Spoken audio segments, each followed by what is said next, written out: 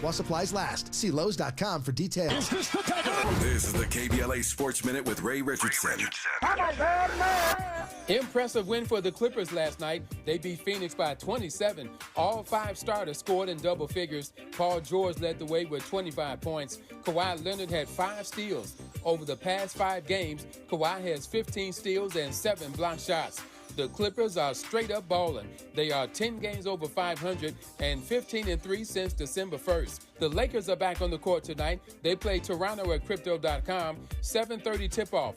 The Lakers are trying to get back to 500. They're 1 game below. Michigan wins the college football national championship. They beat Washington last night by 21 to cap a 15-0 season. Let the chatter begin. Did Jim Harbaugh coach his final game in Michigan? The Chargers need a premier coach like Harbaugh to help turn around the franchise and restore the fan base. Stay tuned. No debates, no speculation, just the info you need. That's your KBLA Sports Minute. I'm Ray Richardson on KBLA Talk 1580. So, what are you doing this Friday morning? How about you come join the KBLA delegation as we make a historic announcement and unveil our climate justice campaign for 2024. We'll be assembled for this major press conference along with LA Mayor Karen Bass, Ben Jealous, Executive Director of the Sierra Club, and a host of other public and private leaders who are joining us on this journey to justice, climate justice. We can't think of a better way to kick off the Dr. Martin Luther King Jr. holiday weekend, linking social justice and climate justice. So, come join us this Friday morning at 10:30 a.m. at the beautiful MLK Memorial Tree Grove at the top of Kenneth Hahn Park off La Cienega. Once again, that's this Friday morning, January 12th at 10:30 a.m. as we take on the task of elevating the climate conversation by amplifying the voices of those who are most impacted by the climate catastrophes we are all witnessing in real time. KBLA delegation, we hope to see you this Friday morning at KBLA Talk 1580. Climate is king. Climate is king. Climate is king. Climate is king. Climate is king. 1, 2, 3, go!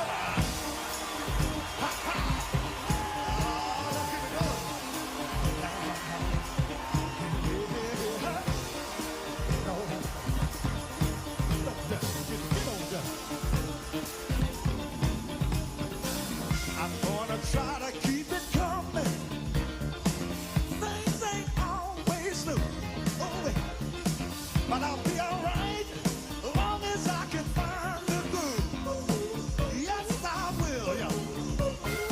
Somehow I know that I can make it. You seem to like my style. All right. Don't you worry, I'm gonna be around a while. Yes, I will. I'm just happy to see you talk to me back in style again. Live from historic Leimert Park in Los Angeles, California, I'm Tavis Smiley, and I'm so glad to see you and me back in stride again. Before we get started with today's show, let me invite you to follow me on Facebook and Instagram at The Real Tavis Smiley and get updates on X, that's formerly Twitter, at Tavis Smiley. By the way, should you miss any part of today's program or want to catch up on previous shows, you can always visit thetavisSmileyShow.com. That's thetavisSmileyShow.com or wherever you get your podcast and listen to the Tavis Smiley podcast version of this program at your leisure. Another great show on tap for you today. In our second hour, from the boardroom to the pulpit, Bishop Kenneth C. Ulmer shares wisdom from the trenches of leadership transitions, offering practical tools for CEOs and religious leaders navigating succession, if I can say it, challenges. Bishop Kenneth C. Ulmer joins us today for the hour in hour 2. In our third hour, 2 conversations. Up first, Hollywood's champion for diversity, Janelle English, joins us to dissect the industry's progress or lack thereof and unveil her bold vision for an inclusive future. Buckle up for a candid conversation about power, representation, and breaking barriers in Hollywood with Janelle English at the top of hour 3. In our third hour at the bottom, the B-side, the backside as we call it, co-host of Entertainment Tonight, Nichelle Turner, joins us to unpack the trending topics in entertainment news. So it should be an amazing third hour with Janelle English at the top and Nichelle Turner on the bottom. But in this first hour today, let's talk politics with conservative firebrand DeRoy Murdoch, who always has a fiery take on trending political topics, whether we agree or not. He's my friend and brother. And we'll talk in this hour about a little bit of everything, from election drama to economic turmoil. I am pleased to welcome, for the first time in 2024, DeRoy Murdock back to this program. DeRoy, how are you, sir?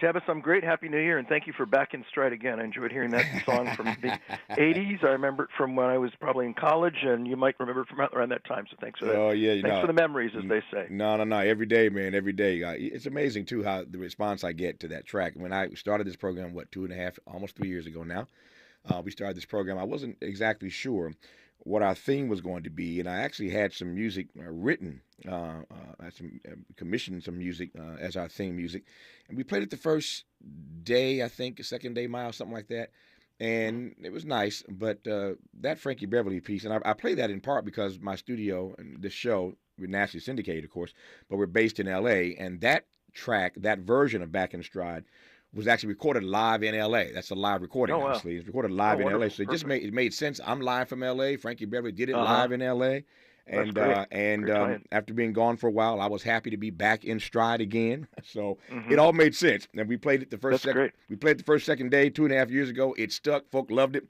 And so we play it every day. So anyway, there's the backstory that you did not ask for. Thanks for that. Appreciate it. About why we do Back in Stride every day at the top of this show.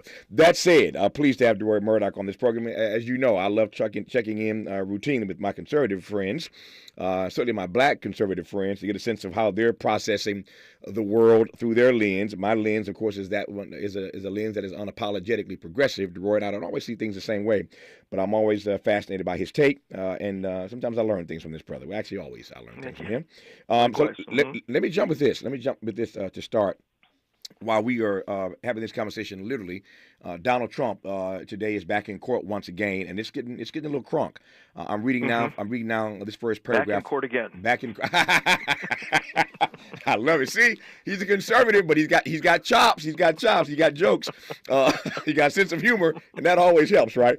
So Donald Trump, to quote DeRoy Murdock, is back in court again. And today, for the first time in months, he's back in this particular court, this federal appeals court. And judges in D.C., even as we speak, are expressing with their questioning, DeRoy, according to the AP, deep skepticism that the former president is, in fact, immune from prosecution on charges that he plotted to overturn the results of the 2020 election. The panel of 3 judges, 2 of whom were appointed by Biden, also questioned whether they had jurisdiction themselves to consider the appeal at this point in the case, raising the prospect that Trump's effort could be dismissed. So court watchers are paying attention to what these judges, of course, this panel is saying, what they're not saying, the questions that they're asking, the skepticism that they are raising. And it is being reported by the AP at this moment that it appears that this case may be thrown out, if not because they don't believe that he is, in fact, immune, then because they don't believe they have the jurisdiction at this point in the case to rule on Trump's demand, as it were, that this case be thrown out because he is, in fact, immune from prosecution, given that he was the president of the United States. So that is some news. When we come forward, don't want to get you started right now. I have to cut you off in 40 seconds.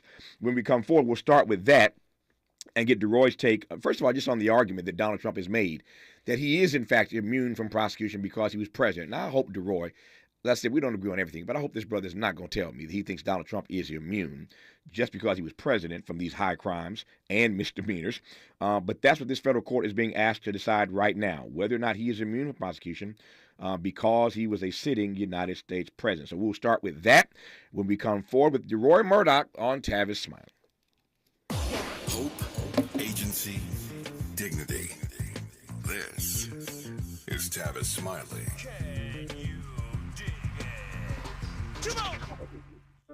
What is dedication? My biggest fear in the middle of my addiction was that my kids wouldn't have a father. And I started thinking, you know what? This isn't my story. I definitely had to become a better man to be a better father. It's important to me that my kids are empowered and truly believe that if they can think it, they can do it. That's dedication. Visit fatherhood.gov to hear more. Brought to you by the U.S. Department of Health and Human Services and the Ad Council. Joey from Vermont, a farmer trying to get through the winter. Adriana from South Carolina, a single mother living paycheck to paycheck. Liam from Ohio, an injured father struggling to provide for his family. Hi, I'm Shanola Hampton, and I support the Feeding America network of food banks because they help provide over 6 billion meals to people in need each year. Learn more at feedingamerica.org. The thing no one tells you about periods is that your flow changes every day, and so should your tampon size. Tampax has 5 absorbencies to match your changing flow. If it hurts to remove, go down a size. If it leaks, go up a size. Only Tampax has a leak guard braid to help give you up to 100% leak and odor-free protection. All-day comfort and protection for under $5 a month. Based on average U.S. consumer usage at manufacturer's suggested price. However, pricing is at the sole discretion of the retailer. Excludes 8-count packs. If you love to travel, Capital One has a rewards credit card that's perfect for you. With Venture X, earn unlimited double miles on everything you buy and turn everyday purchases into extraordinary trips. Plus, receive premium travel benefits like access to over 1,300 airport lounges where you just check in and chill out. Open up a world of possibilities with Capital One. What's in your wallet? Terms apply. Lounge access is subject to change. See CapitalOne.com for details. There are many things to love about winter. Cozy sweaters, celebrations, and family time. But winter can also bring many stressors, extra expenses, seasonal bugs, and so much family time. If you and your loved ones are feeling stressed or anxious this winter, CalHope can help. Check out our free mental health resource at calhope.org today. We're for Washington. We love Febrez's new scent. Refresh and energize. So much we made a song about it.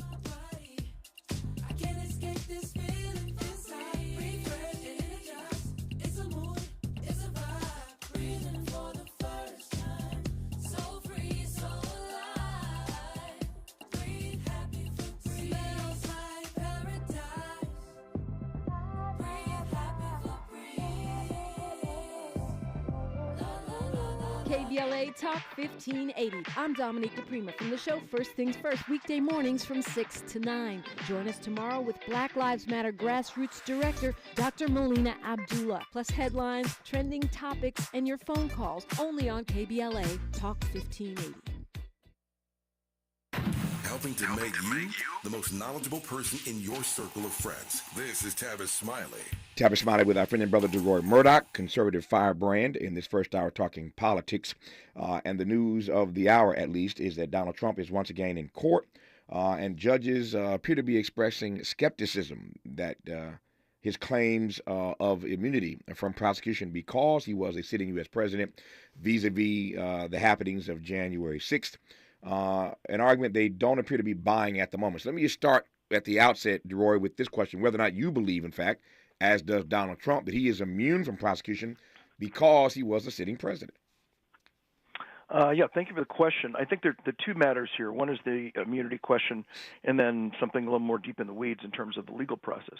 As far as the immunity claim that Trump has made, I don't think he or any other president would be immune if, let's say, Trump or any other president walked out of the Oval Office, went over to the Willard Hotel, and just pulled out Newsy and just mowed down everybody in the bar and killed 15, 20 people and said, hey, I'm immune, leave me alone. That would definitely be acting outside your official duties. But somebody, I guess Trump's lawyers raised this question in court today, which was, could President Obama have been prosecuted for doing a drone strike and killing a member of ISIS or a member of Al-Qaeda? And I think the answer to that would be no, that he's acting in his official duties. He's taking care of what he's supposed to do as Commander-in-Chief and President of the United States, and for that, he should be immune. Trump's argument is that his all of his activities related to the 2020 election were related to the presidential duty of making sure that we have election integrity, we don't have vote fraud, and that our elections are free and fair. And in that connection, he's immune from prosecution. According to what I saw, which is right when I was waiting to get on air with you, a press conference that Trump and his attorneys did, one of Trump's attorneys said that the prosecution, Jack Smith, the special counsel, conceded that, yes, Obama would be immune in that situation. And if that's what the prosecution has conceded, then again the whole idea of the president being immune in his official duties would stand, I would think. As far as the process, you were saying earlier, do these judges have the authority or the jurisdiction to rule on this case? Jack Smith, the special prosecutor, asked the Supreme Court to rule on an expedited basis on this immunity question. They said, we're not going to step in now. You need to go back to the appeals court, talk to them, and see what they say. So I think in terms of the legal process, this is going the right way. Whether Trump wins or loses, I assume that this 3-judge panel's decision will be appealed to the entire circuit court. That will take some additional time. Whatever all those, usually it's the entire en banc, it's called. I think all 12 or 15 members of that circuit would sit down and hear the case collectively, and whatever their decision is, then would be appealed to the Supreme Court. So my guess is this will just be appealed until the Supreme Court gets this. Then we'll have a definitive answer, which will be very helpful, not just in this instance, but all the way in the future as to what and when and where any president of the United States is immune or not immune when he's sitting in the Oval Office. So I think we won't get a clear answer on this. I think for months, when we do get an answer, I think it will be a definitive answer for the ages. I want to come back to the narrative that you've laid out, and specifically the comparison made to Barack Obama, former President Obama, in court today. I want to come back to that in just a second. Let me just start. That's a fascinating line of questioning that came up in court today about whether Obama would in fact be immune from killing Osama bin Laden as president. And the argument that was made was that he was doing his official duty. And Jack Smith, to your point, the prosecutor going after Donald Trump, conceded that argument. That's important. We'll come back to that, put a pin in that for just a second. Let me just ask you, though, as a citizen of these United States, do you believe, it's not a legal question, it's a Roy Murdoch question, do you believe that Donald Trump was guilty, or is immune, rather, from guilt, because what he did happened while he was a sitting U.S. president? You know what he did. We've all seen the January 6 hearings. We all know the report. We know the allegations. We know what Jack Smith has alleged. Do you believe, if in fact he is guilty of the things that Jack Smith alleged, that he is immune from prosecution because he was a sitting U.S. president? What does Roy Murdoch think? Yeah, I think he was, and not just as president, but as a citizen of the United States. I mean, what Donald J. Trump did after the November 2020 election was raise serious questions about whether we had a free and fair election. And one of the things I think it's beyond debate, beyond dispute, is that because of COVID, a lot of states said, hey, COVID emergency, we're going to change our vote rules, we're going to have more mail-in ballots, drop boxes, this kind of stuff. And if these decisions are made by state legislatures and signed by governors, that's perfectly constitutional. If a Secretary of State decides to do that, or a mayor decides to do it, or the local election commissioner decides to do it, these people might be well-intended and maybe might be trying to do the right thing, but the Constitution says these election rules have to be decided by state legislatures. We even had in the state of Pennsylvania the Secretary of State, whose name is Bukvar, I think was her name at the time. She made a decision basically saying that people who voted on their paper ballots, mail-in ballots, but let's say rather than fill in the bubble next to Biden's name or Trump's name, they put an X through it or circled it, that you could, quote-unquote, cure that, which means you can call the voter and say, hey, you screwed up your ballot, come in today, fill it up, we'll tear up the old ballot, fill in the correct ballot properly, we'll count that.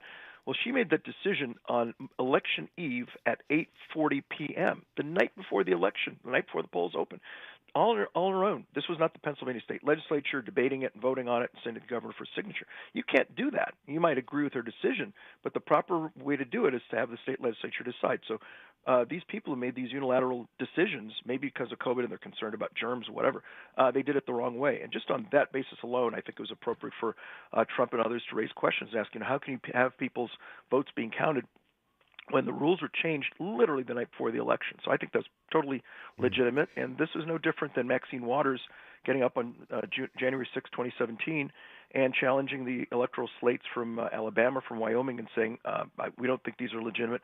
We're standing up in opposition. She has every right to do that. Maxine Waters did, and Donald J. Trump had every right to stand up and raise questions about what he saw as election impropriety. You said a few things there. That's a mouthful. As always, I don't like to interrupt my guests. Yeah. I want to give you a chance Big to mouth. No. You know how I do it. I let my guests make their case, and then I'll start to interrogate it. So let the interrogation begin right about now. Because there are two or three things you said that I find a bit curious is being kind and generous to you, to call it curious. Okay, good. We appreciate the kindness and generosity. I'd call it something else if we were on family radio right about now. That said, there is absolutely no comparison between Maxine Waters and Donald Trump. Maxine Waters did not call for an overthrow of the government. She did not encourage people to come to the Capitol to do exactly what we saw on January 6th. There's no comparison between Maxine Waters and her statements about what was happening down south and what Donald Trump said, and moreover, what Donald Trump did. That's the first thing. But beyond that, that. And I don't want to waste time debating that. I just don't think that's I mean, you've made some strong arguments over the course of our friendship and relationship and conversations on radio. I just don't think that is a great comparison, not a great argument. Put it another way, that ain't your best work, my friend. That said, do you really believe that what Donald Trump said and did on January 6th, again, I don't need to rehash. We've all seen the hearings. We've seen the report. We know what Jack Smith is alleging in his prosecution. Do you believe that Donald Trump's true intent that day, DeRoy, was really about getting to the bottom of questions about a free and fair election process? I mean, everything he said on the record, what his team has said that about that day and what happened in the White House, and I mean, again, all the stuff that we know, you truly believe in your heart that what Donald Trump was after that day was a free and fair election? I do. I mean, remember, when he gave his speech, he said towards the end, as I think most people are aware, as I know many of you will go to the U.S. Capitol and protest, but let your voices be heard peacefully and patriotically. He didn't say kick in the doors, break the windows, go hang Nancy Pelosi or hang Mike Pence. He said proceed peacefully and patriotically. At the same exact time, people were breaking through the windows, which I condemned on air. I was on radio at the time. I said, this is terrible. Get out of the Capitol. You stop this. This is not the way to do this. Andy Biggs of Arizona was on the House floor debating the electoral college votes from Arizona, and he had a stack about 6 inches tall of voter registration forms that were sent in after the deadline. And he said, look, the deadline is, I don't remember, October 15, October 20, whatever.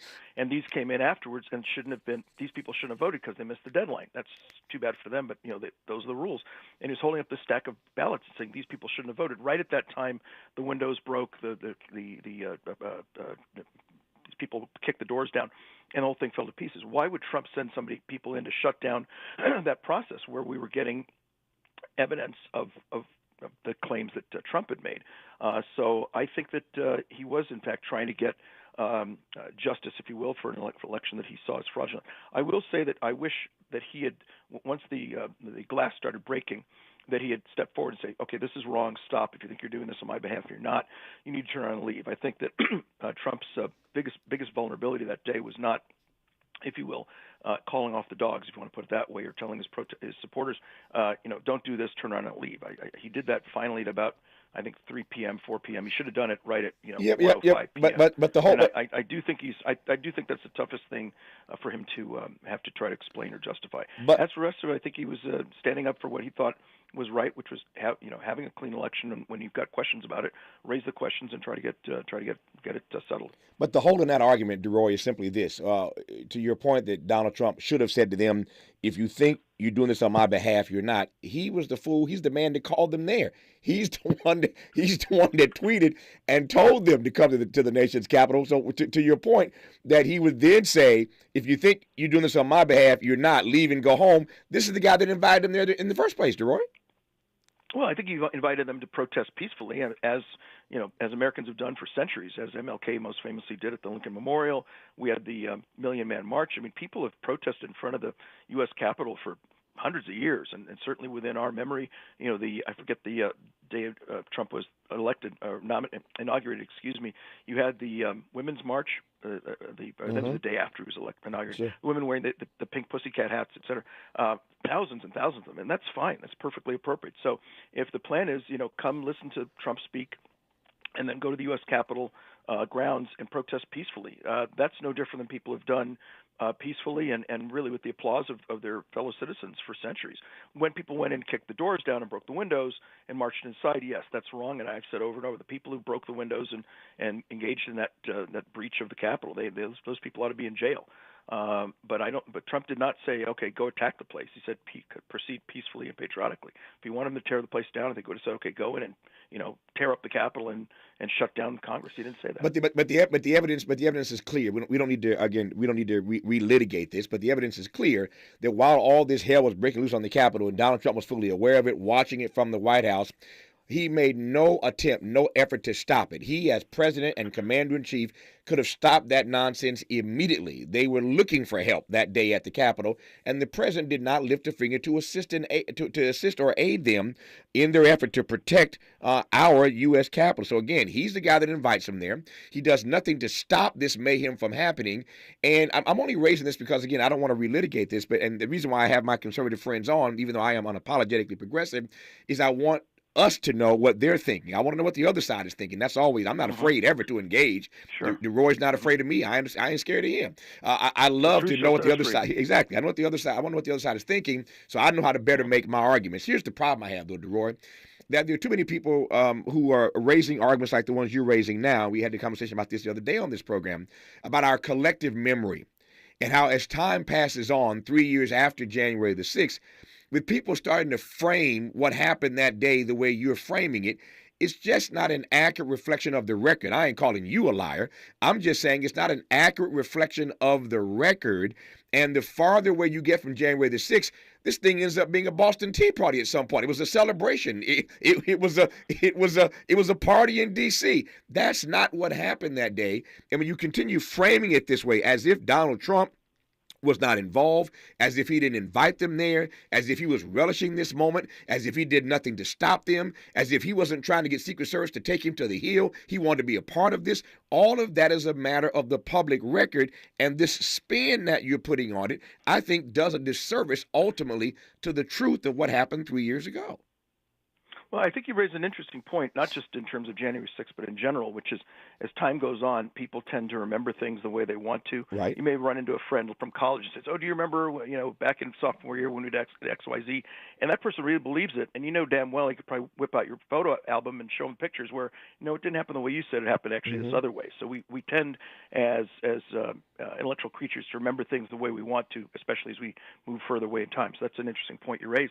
But as far as the actual record, and I can send you letters and documents on this, President Trump authorized 10,000 National Guard troops to be on the streets of Washington, D.C.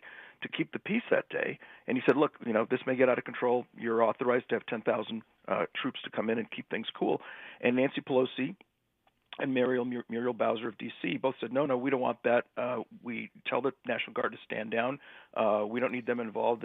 So January the 6th is Nancy Pelosi and Muriel Bowser's fault? They're to blame for January 6th? I don't. If they had gone along with what Trump offered, which is 10,000 National Guard people on the Capitol grounds, nobody would have been able to get up there and call. They certainly wouldn't have gotten the front doors to kick the doors down. They might have been able to be at the base there, protesting on a stage peacefully. But why did Nancy Pelosi and Muriel Bowser say no, we don't want the National Guard? Trump offered it. Said we want to keep the peace. These folks will keep things calm, kind of like a control rod in a nuclear reactor. I said, no, pull the control rod out, let the thing flow, and it did. And then you had people in the U.S. Capitol, the Capitol Police, calling the National Guard, saying, "Would you please get down here?" I said, "Well, it's going to take a while for us to scramble and get down there." And they eventually did, but it took hours. And they've been there from sunrise. January 6th would have happened, it would have passed, and you and I would be talking about something else. I really wish that Nancy Pelosi and Muriel Bowser had said, yes, Mr. President, thank you for the offer of 10,000 National Guard troops in D.C. We accept them. This is great. This will keep things calm and peaceful. They said, no, we don't want them. Keep your National Guard. I think the term was, these would be bad optics, I think is the term they used. And boom, they were not involved, and you saw what happened.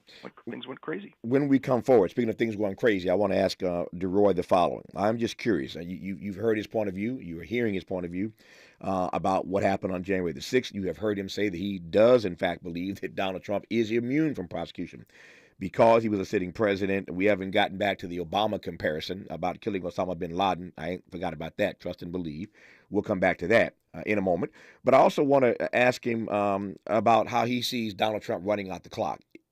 My assumption is, given what DeRoy's already said, that he ain't got a problem with Donald Trump running out the clock and not being held accountable prior to Election Day for what he did in a number of cases, not just the Jack Smith case, but in Florida, in Atlanta with Fannie Willis, in New York with Letitia James. My sense is that DeRoy's okay with Donald Trump running out the clock. I want to get his take on that. We'll talk about the Obama thing I said a moment ago, that comparison. But I'm really curious to ask DeRoy this. If on January 6th, those had been black folk, if all those folk had been black, would DeRoy be in the frame that he is right now? We'll talk about that when we come forward on Tavis Smiley. What's your quarrel with the world? You're listening to Tavis Smiley. If you're like me, 60 and retired, making ends meet, especially here at the supermarket and drugstore, is tough. I'm so blessed to have found benefitscheckup.org. It's a free and confidential website from the National Council on Aging that connected me to $1,200 a year in programs that help pay for food, medicine, utilities, and more. Maybe it can help you. BenefitsCheckup.org. My daughter was diagnosed with a rare malignant rhabdoid tumor on the spine. They sent her straight to St. Jude. My hope was gone. But when you get there, everyone's like, hey, we're not going to give up. And when you see other people not giving up on your child, that makes all the difference in the world. When I found out I didn't have to pay, I was just grateful they saved my baby's life. Finding cures, saving children. Learn more at stjude.org. Thank you for joining us. I'm Mike Moore. Here's the latest from the Black Information Network. A federal appeals court is considering whether Donald Trump is immune from prosecution on charges he illegally tried to overturn the 2020 election. The former president voluntarily appeared in a D.C. courtroom today. Trump's lawyers argued his efforts in 2020 were within his official presidential duties and are therefore protected by presidential immunity. We're learning Tiger Woods is leaving Nike after a nearly 30-year partnership. In a social media post, the golf star thanked Nike founder Phil Knight for his passion and vision. Woods signed with Nike at the age of 20 when he turned professional.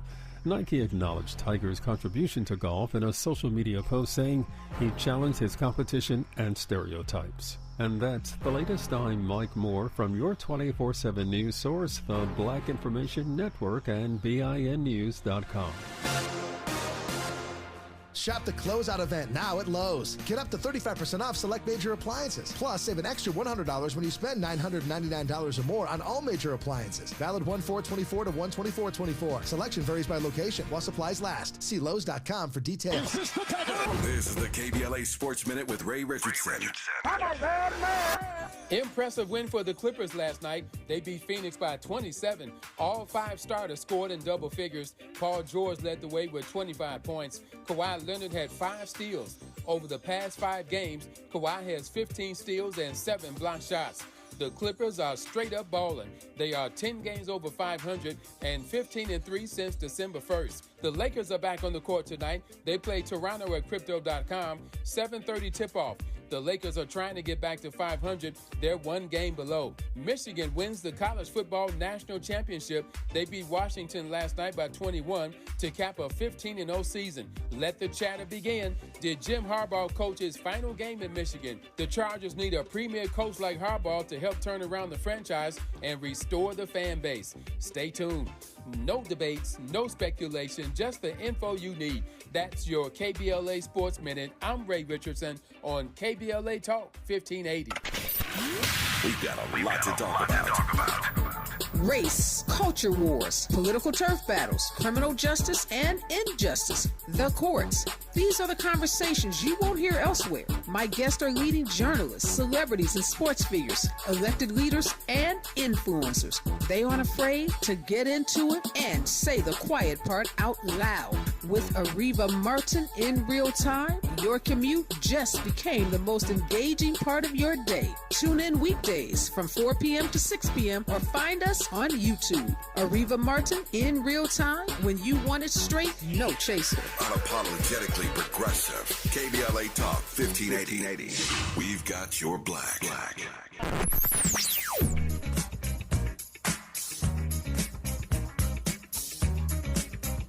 This is KBLA Talk 1580. Talk radio. That's music to your ears. We're unapologetically progressive. KBLA Talk 1580. Joe Buck and John Smoltz welcoming you back to the City Center Convenience Mart. Uh-oh. She's looking at the cigarettes, but she just grabs the gum off the counter. Stand Up to Cancer and Rally want you to reduce your risk for cancer. Go to takeahealthystand.org. Eggs are a staple in our diets, and there's only one egg with more delicious farm fresh taste plus superior nutrition. Eggland's Best. With more vitamins, including 6 times more vitamin D and 10 times more vitamin E, plus 25% less saturated fat than ordinary eggs. Available in so many delicious varieties. Classic, cage-free, and organic. Eggland's Best. Better taste, better nutrition, better eggs. Oh, this cold. Honey? Honey? Honey, you need DayQuil Severe Honey. DayQuil Severe Honey gives you powerful cold and flu symptom relief with a honeylicious taste, because life doesn't stop for a cold. Okay, I'm ready to go. Now I'm getting a cold. Honey. Try DayQuil Severe Honey for powerful cold and flu relief. DayQuil Severe with honey flavor. The daytime coughing, aching, stuffy head, fever, honeylicious, power through your day medicine. Use as directed. Keep out of reach of Did children. you know that feeling sluggish or weighed down could be a sign that your digestive system isn't working at its best? Taking Metamucil every day can help. Metamucil fiber powders help promote your daily digestive health using a plant-based fiber called psyllium. The gelling action of this special fiber traps and removes waste, so you can feel lighter and more energetic. Metamucil, promoting digestive health for a better you. Learn more at metamucil.com. These statements have not been evaluated by the Food and Drug Administration. These products are not intended to diagnose, treat, cure, or prevent any disease. Girl, I have a secret. When I get stressed out, I get sweaty. That's why I use Secret Clinical Antiperspirant.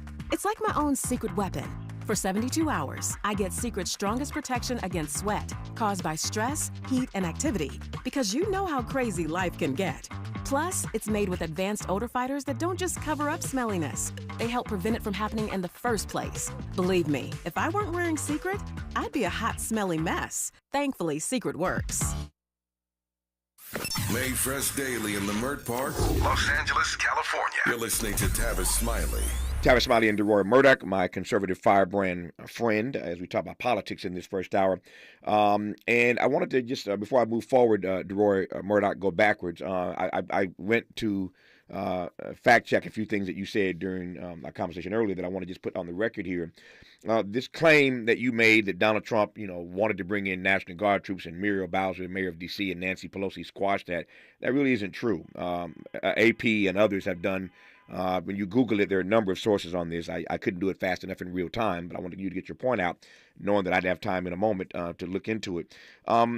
Here's the claim. The former President Donald Trump signed an order to deploy 20,000 National Guard troops before his supporters stormed the U.S. Capitol on January 6th, but was stopped by Nancy Pelosi, the House Sergeant at Arms, Muriel Bowser, et cetera, et cetera. That is the claim.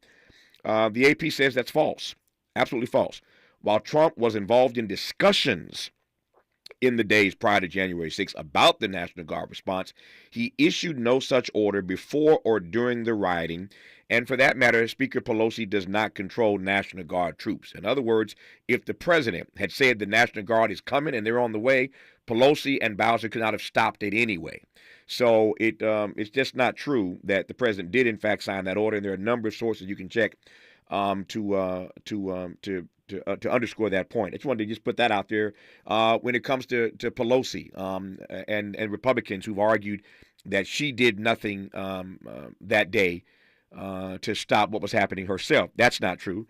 There's video. All this comes out in the January 6th committee hearings. We just had Benny Thompson on this program last week, the chair of that committee. In those hearings, there's video of Nancy Pelosi on the phone and Steve Scalise, who ran for speaker and lost. Mike Johnson, speaker now. Steve Scalise is standing right near her while she's on the phone, on videotape, calling for National Guard troops to come in to help them in that particular moment. Again, I'm not trying to relitigate this, but my larger point is that the facts are the facts. And the truth is not what DeRoy or anybody else, or I, for that matter, determined it to be. The truth is the truth. These things are objective, not subjective. And again, my larger concern, DeRoy, is that as we get farther and farther away from what happened 3 years ago last Saturday, these stories, these half-baked analogies and anecdotes and narratives just aren't consistent with what happened that day. I digress on that for now. Let me move on to the things I said I did want to talk about. Number one. Can I just want to give you very briefly. Sure. She said, I'm quoting from a letter, January 5, 2021. This is on her Twitter feed, and the whole letter is available in the Senate report. And I think there's a DOD report about January 6th, and she writes here, I'm quoting the mayor of D.C., to be clear, the District of Columbia is not requesting other federal law enforcement personnel and discourages any additional deployment without immediate notification to and consultation with MPD, which is Metropolitan Police Department, if such plans are underway. So it's right there. I'm quoting the mayor of D.C. saying, we don't need any help, we got it. That was the day before January 6th. I'm quoting her directly. No, I got it. My only response to that would be, again, that she doesn't ultimately control that. Notice Pelosi, if the president, he's commander-in-chief, had he said he thought that things are going to get out of control, perhaps, and had called them in, they'd be there End of subject about Muriel, Nancy versus Trump. He could have done that. He did not, and that's the only point I was making. But I hear your point about that letter. Again, Okay. we don't have time to relitigate what the commission took months to do, so we're not going to do that part. Yeah, we don't have months today, unfortunately. Exactly. But I do want to focus on a few other things that you've raised. You mentioned Obama. His name came up earlier today in this hearing, three-judge panel, federal judge panel, about whether or not Donald Trump is, in fact, immune from prosecution in the Jack Smith case because of his being a sitting president on January the 6th. And Obama's name was raised, and the question was whether or not Obama would be immune as president for killing Osama bin Laden. And the response essentially is, and we know this, that bin Laden was a foreign enemy. And the president, as commander-in-chief, clearly was fulfilling his duty. Now, I have issues with the way they went about that, and I have issues, broadly speaking, about U.S. foreign policy. We'll put a pin in that for the moment, or put that to the side for another day. I got issues with the way we do foreign policy.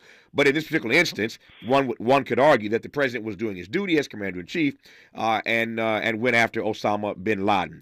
I don't know how one makes the argument that Donald Trump trying to overthrow democracy. I'm thinking of all the things he said to Mike Pence on the phone that day a number of times, as Pence is calling from the Hill. I don't know that the same argument can be made that what Donald Trump was doing that day was in the best interest of our democracy. But if you want to take 30 seconds to try, go for it, DeRoy. Sure thing, absolutely. Well, you mentioned the Mike Pence question, and there's been up until recently quite a bit of ambiguity as to what the vice president could or couldn't do during the electoral college ceremony every January 6th after every presidential election. And there's some questions whether the vice president could say, look, there was fraud in Pennsylvania. We don't accept these electoral college votes. Go back in Pennsylvania, go back and you figure it out and tell us what was or wasn't legit. And certainly when you go back, this goes back way back to 1876, the Rutherford B. Hayes Tilden election. That was very close and was decided ultimately by a vote of the House of Representatives. And part of the question there was, what is the vice president supposed to do? And they passed a law at that time to address this because of the ambiguities as to what the vice president could or couldn't do. And you had lawyers saying he could step in and not accept the ballots, the electoral college votes. Others saying, yes, he could, no, he couldn't. There was some debate about that. Congress voted at Christmas of last year, so just about 13 months ago, they passed legislation to clarify exactly what the role of the vice president was, what he could or couldn't do, what he can or cannot do going forward. And there was some question, some ambiguity about it on January 6th. So Trump saying, look, Mike Pence, I want you to reject the ballots from the states that Trump and others considered fraudulent. There was a legal case for that. The law was not clear. If the law were very clear and said, no, he can't do that, then that would have been totally inappropriate. As it was, the law was kind of up in the air, and it was not clear what he could or couldn't do. And that, I think, is what Trump was trying to get Mike Pence to do. And by the way, there were states that requested. They'd sent in their electoral college certificates back in December, and subsequently, when the questions were raised about some of the ways that the election, the votes were handled, said, "Look, we want our certificate back. We want to debate this and decide, what exactly has happened here." And those states were told, "No, we're not going to give you back your certificates. We're going to accept the certificates you sent in before you said basically, we want to redo." And then they were counted in I think Pennsylvania is one, a couple others. Were told, "No, you're not going to get a chance to redo this, recount, whatever. We're going to accept what you sent us in December." So that there's a lot, there are quite a bit of legal question marks about all of that. I will tell you this now. When we come forward, I'll let DeRoy respond to it. I'm the first to tell you, this audience has heard me say this more than once. I am not at all shy about repeating once again that if Donald Trump is successful at running out the clock on this case, I'm blaming Merrick Garland. You heard Benny Thompson, the chair of the January 6th Select Committee on this program last week, agree with me. We have to lay the blame at the feet of Merrick Garland for moving so slow. DOJ would have done nothing in this regard, essentially, had Benny Thompson's committee not done the work that they did and jumped out front. And then they shared their information with the Department of Justice, and that's how we end up where we are today with Jack Smith and this whole drama about whether or not Trump is in fact immune from these charges because he was a sitting president. We'll see what the Supreme Court says about that ultimately. But if he's successful at running out this clock, you have to blame Merrick Garland in part, the Attorney General, head of DOJ, for moving so slow in the first place. We should have been much further along than we are right now. I'm willing to tell you that. My question for DeRoy when we come forward is whether or not he's willing to admit that Donald Trump is playing a game. He's running out the clock, and he's doing that to avoid accountability. Okay, so I'm throwing Merrick Garland under the bus. He deserves to be under there. But is DeRoy willing to say the same thing about his guy? He's running out the clock, trying to avoid accountability. And that question I asked a moment ago that we'll get DeRoy's response to. I'm just curious, if all these folk had been black on January the 6th, what does DeRoy think would have happened then? Does he think we'd be having these conversations right now if those had been a bunch of Negroes storming the Capitol on January 6th 3 years ago? I digress for now. More with DeRoy Murdoch when we come forward on Tavis Smiley. Interrogating and unpacking. That's what we do around here. You're listening to Tavis Smiley. What is dedication? My biggest fear in the middle of my addiction was that my kids wouldn't have a father. And I started thinking, you know what? This isn't my story. I definitely had to become a better man to be a better father. It's important to me that my kids are empowered and truly believe that if they can think it, they can do it. That's dedication. Visit fatherhood.gov to hear more. Brought to you by the U.S. Department of Health and Human Services and the Ad Council. Joey from Vermont, a farmer trying to get through the winter. Adriana from South Carolina, a single mother living paycheck to paycheck. Liam from Ohio, an injured father struggling to provide for his family. Hi, I'm Shanola Hampton, and I support the Feeding America network of food banks because they help provide over 6 billion meals to people in need each year. Learn more at feedingamerica.org. So, what are you doing this Friday morning? How about you come join the KBLA delegation as we make a historic announcement and unveil our climate justice campaign for 2024. We'll be assembled for this major press conference along with LA Mayor Karen Bass, Ben Jealous, Executive Director of the Sierra Club, and a host of other public and private leaders who are joining us on this journey to justice, climate justice.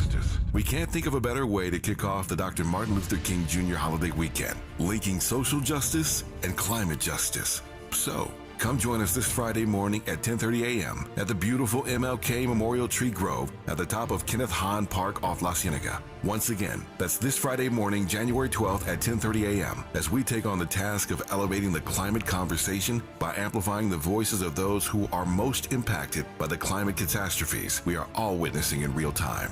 KBLA delegation, we hope to see you this Friday morning at KBLA Talk 1580. Climate is king. Climate is king. Climate is king. Climate is king. Climate is king. Hey there, Los Angeles. This is James Lucky Jr., publisher and editor of Los Angeles News Observer.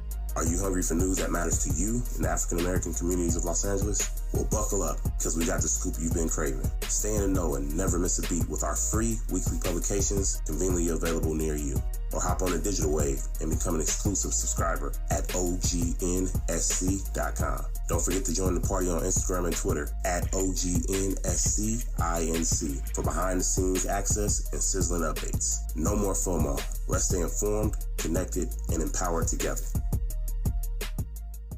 Mr. Clean, Mr. Clean. Of course I use Mr. Clean Magic Eraser to clean tough messes off my stovetop and bathtub. But then I discovered I can also use it to easily clean my patio furniture and even my shoes. I'm hooked. And when wipes won't cut it, I use Magic Eraser Sheets. They're thin and flexible erasers, perfect for everyday messes, like gunk on my counters and sinks. They really are magical. The reviews are in. Mr. Clean Magic Eraser and Sheets make cleaning look easy.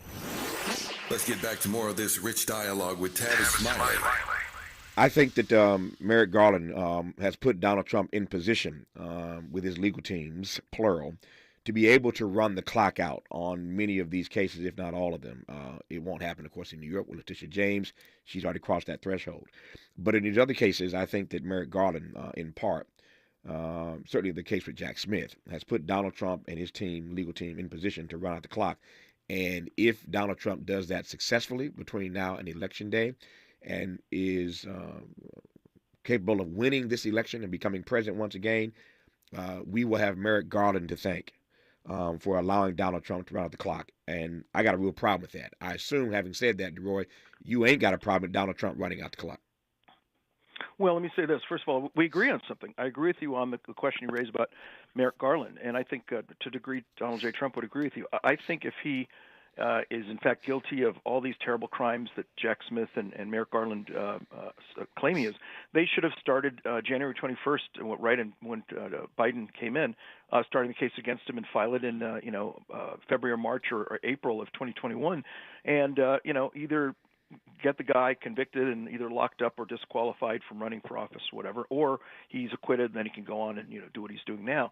The fact that this has been delayed for 2 years, fairly or unfairly, makes the whole thing look like, okay, let's just tie him up in court so he can't be in New Hampshire and Iowa in January of 2024. It certainly looks that way. I don't know if it is that way or it isn't, but it sure looks like that. And as you know, with legal things, you want to avoid the appearance of impropriety. So you have the appearance of election interference because this was delayed, so we agree on that. I do think that you're right also. Trump is trying to delay this and, run out the clock. But I think if this were an embezzlement case or a homicide case or kidnapping case or whatever, the defense lawyer would try to delay. I mean, I think that's true in any case that's in the courts, and they're taking advantage of every opportunity that they have legally to appeal questions. Say, look, we don't think this is fair. We're appealing it, and then you get one decision, the other side appeals, and then Trump appeals, and back and forth. And a lot of this stuff, probably will end up in the Supreme Court. So I think the right to appeal is legitimate. It does have the added political advantage of pushing this further and further back, and it may push all of this beyond the election. So I mean, I think it's Trump's lawyers doing what they can for their best for their client, which is postpone and delay things as much as possible. Yeah, and I think we would agree on this point, probably for different reasons. We would agree on this as well, and I've said this before on this program, that I think that denying him ballot access is a bad decision. I think you beat him fair and square at the polls, but to deny this guy ballot access before he's been found guilty of anything runs up against the notions of fundamental fairness, due process, and presumption of innocence, and I believe that's due for everybody. We agree on that completely. Even Donald Trump, I thought we'd agree on that. When we come forward in our remaining moments with Roy Murdoch, the question is, what would have happened in his mind had these folks been black on January the 6th? We're going to answer to that before we wrap this conversation when we come forward with Roy Murdoch on Tavis Smiley. For all the freedom-loving folk, this is Tavis Smiley. I feel like If you're like me, 60 and retired, making ends meet, especially here at the supermarket and drugstore, is tough. I'm so blessed to have found BenefitsCheckup.org. It's a free and confidential website from the National Council on Aging that connected me to $1,200 a year in programs that help pay for food, medicine, utilities, and more. Maybe it can help you. BenefitsCheckup.org. My daughter was diagnosed with a rare malignant rhabdoid tumor on the spine. They sent her straight to St. Jude. My hope was gone. But when you get there, everyone's like, hey, we're not going to give up. And when you see other people not giving up on your child, that makes all the difference in the world. When I found out I didn't have to pay, I was just grateful. They saved my baby's life. Finding cures, saving children. Learn more at stjude.org. KBLA Talk 1580. We've got a lot to talk about. KBLA Talk 1580 believes in community empowerment. LA's 99 neighborhood councils form the grassroots level of the Los Angeles city government. The system was created to connect LA's diverse communities to City Hall. While neighborhood council board members are volunteers, they are also public officials elected to office by the members of their community. Neighborhood councils advocate on issues like homelessness, housing, land use, emergency preparedness, public safety, parks, transportation, and sustainability. They also provide local expertise on the delivery of city services to their various communities. Neighborhood councils are open to participation by anyone who is a part of the fabric of daily life in said community. This includes those who live, work, or own property or a business. If you are interested in stepping up to join your local neighborhood council, visit www.empowerla.org. That's empowerla.org. It's time to think globally, but act locally. This is a community call to action from KBLA Talk 1580. Ew. Gotta get rid of this old Backstreet Boys t-shirt. Tell me why. Because it stinks, boys. Tell me why. I've washed it so many times, but the odor won't come out. Tell me why. No, you tell me why I can't get rid of this odor. Have you tried Downy Rinse and Refresh? It doesn't just cover up odors, it helps remove them. Wow, it worked, guys. Yeah. Downy Rinse and Refresh removes more odor in one wash than the leading value detergent in 3 washes. Find it wherever you buy laundry products. Hey, I came as fast as I could. What's wrong? Everything's okay. I just need you to know I'm glowing up. You just texted SOS Get Here Now. And I stand by that because I switched to Cricket and got the all-new Motorola Razr. I have entered my flip era, and I am glowing up. I'm gonna go back home. I support that. Switch to Cricket and get the all-new Motorola Razr for $199.99. Smile, you're on Cricket. Must open a new line on a $60 a month voice plan. First month service charge and tax to its sale. Fees, terms, and restrictions apply. See cricketwireless.com for details. Sounds different, huh? This is Tavis Smiley. DeRoy, I've been waiting now for a few minutes. We just couldn't get to it fast enough. But now we're here. With 3 minutes left to go in this hour. What do you think would have happened? Do you think we'd be having all these conversations? Do you think Merrick Garland would have delayed, et cetera, et cetera, et cetera, had these protesters, these vigilantes, these supremacists been black as opposed to white 3 years ago on January 6th? Well, if they stayed outside the Capitol and kept it peaceful, as you saw during the Million Man March and other civil rights protests, the thing would have happened. It would have been in the news that night, and we all would have moved on with our lives. Had they broken in and kicked down the doors and broken the windows and gone through exactly what we're talking about, I think people would have, prosecutions would have proceeded, and that sort of thing would have gone on. I will say that you had during the George Floyd riots a lot of riots that were not exclusively black, but largely and predominantly black. It got very, very violent, as we saw. We had all sorts of police precincts burned to the ground. We had the U.S. courthouse in Portland set on fire repeatedly, not burned to the ground, but yet small fires being set out there. And very few people prosecuted. I mean, the thought was this is social justice, this is a movement for civil rights, et cetera, and a lot of the folks who were involved in this destruction were not prosecuted. Now, you had a George Floyd riot type situation, people breaking into the Capitol, and the whole thing proceeded with black faces rather than predominantly white faces.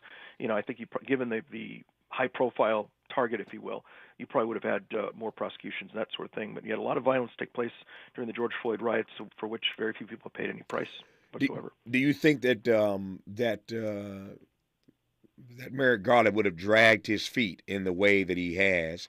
Do you think it would have taken a congressional hearing led by somebody other than Benny Thompson to have motivated the Department of Justice to move so swiftly? Well, I think you got two things here.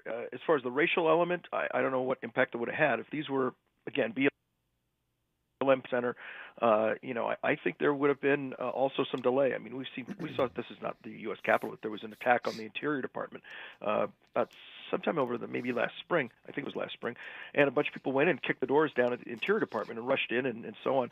And they went about their lives and nothing happened. This happened just about a couple months ago when the whole October 7th Israel-Hamas thing erupted. A whole bunch of people went to the Democrat National Committee headquarters, surrounded the thing, blocked the doors. There were members of Congress inside having a meeting. They couldn't get outside. They shut down the House office buildings. And you know how many people were arrested in that incident? One arrest.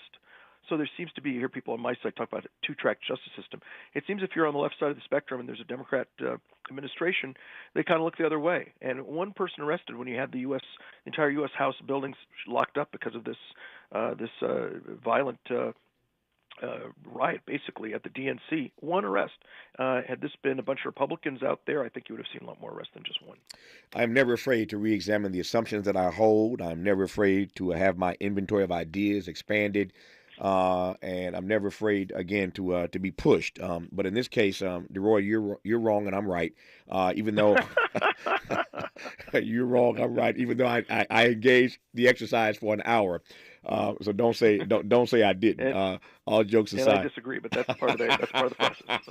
All jokes aside, but I enjoyed the hour, and I always love checking in, as I said, with my conservative friends, see what they're thinking, how they're processing, and maybe there's something I can learn, or sometimes I just get my views just reinforced. But I thank you, DeRoy Murdoch. We will talk soon, my friend. All the best to you. You be well. Enjoy Southern California and have a great year. Thanks, sir. Thank you, sir. I appreciate you. Same to you. Okay. When we come forward, more Tavis Smiley. Stay with us. KBLA